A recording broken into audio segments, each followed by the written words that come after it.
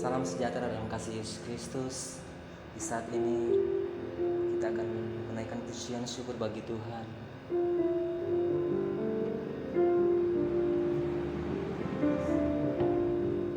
Mari kita saudara kita berdoa. Segala puji syukur hanya bagi-Mu Tuhan. Tempatnya maha tinggi, Kau bertakhta di dalam setiap hati dan pikiran kami Tuhan.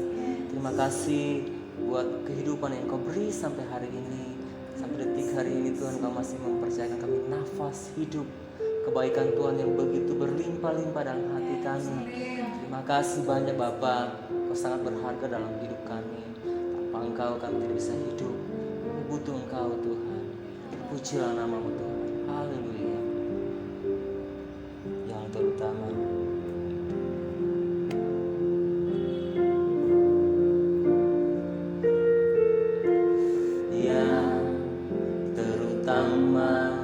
di dalam hidup ini, meninggikan nama Yesus.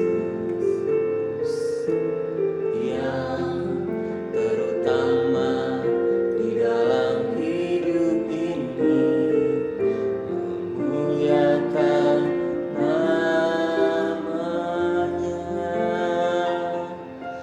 Haleluya, haleluya, saya mencinta Yesus.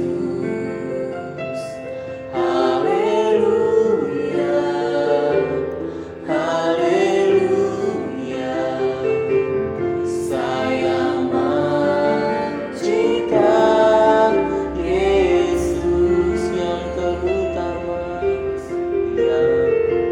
terutama di dalam hidup ini, meninggikan nama Yesus. Yang terutama di dalam hidup ini, memuliakan namanya. Haleluya, haleluya, saya mencinta Yesus. Haleluya, haleluya, saya mencinta Yesus. Saya mencinta Yesus. Saya mencinta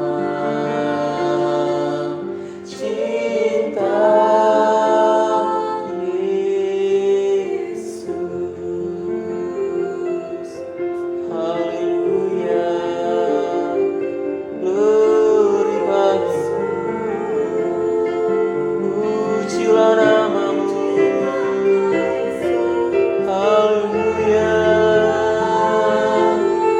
oh Yesus, kami cinta Engkau Tuhan. Kami menaikkan pujian bagi-Mu. Engkau terbaik, Engkau termanis. Syukur bagi-Mu. Haleluya, oh haleluya, pujilah, terpujilah nama-Mu Tuhan. Terpujilah, haleluya, haleluya, oh Yesus, haleluya, nama-Mu kudus dan mulia. Haleluya, pujilah, haleluya, sing praises to your name.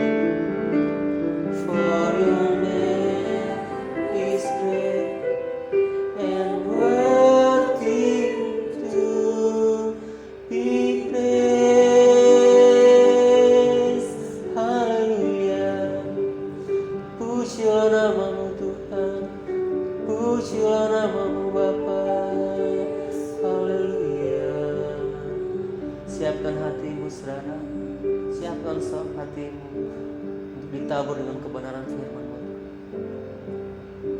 Bapa, dalam nama Tuhan Yesus Kristus, Allah yang kudus, Allah yang mulia, yang mensucikan hati, pikiran, dan bibir mulut kami Tuhan, memberkati setiap kebenaran firman yang akan ditabur oleh hamba-Mu Tuhan pada saat hari ini. Hati seorang hamba, telinga seorang murid menjadi bagian setiap umat-umat Tuhan yang akan mendengarkan nanti. Bukan hamba-Mu Tuhan urapi secara khusus hikmat marifat daripada Tuhan Allah surgawi menjadi bagian hamba-Mu Tuhan. Di belakang kaki salib-Mu Tuhan, Kau sembunyikan hamba-Mu Tuhan. Sucikan, kuduskan, proteksi dengan kuasa darah-Mu Tuhan, agar setiap apa yang disampaikan oleh hamba-Mu bisa menjadi berkat untuk banyak orang. Terima kasih Bapa, di dalam nama yang kudus dan mulia, di dalam nama Tuhan Yesus Kristus kami menyambut kebenaran firman-Mu. Sama-sama kita katakan amin. Shalom Jemaat House of Worship Gereja Betani Indonesia di Kota Bitung. Pada kesempatan kali ini saya akan membawakan renungan dengan tema obedience, yakni ketaatan. Ketaatan tidak dapat dilepaskan dari iman, karena ketaatan adalah bagian atau bukti dari iman itu sendiri. Dalam Filipi 2 ayat 8 berbunyi demikian, dan dalam keadaan sebagai manusia, ia telah merendahkan dirinya dan taat sampai mati, bahkan sampai mati di kayu salib. Mengikuti jejak Kristus berarti meneladani ketaatannya melakukan kehendak Bapa, karena Yesus merupakan teladan utama dalam hal ketaatan. Yesus menghendaki kita untuk menjadi orang-orang yang taat, bukan taat yang setengah-setengah atau taat secara musiman, melainkan taat secara total di dalam segala keadaan. Seringkali kita baru mau taat ketika kita sedang dalam keadaan yang baik, tidak ada masalah, diberkati, disembuhkan, usaha-usaha kita semua berjalan dengan lancar.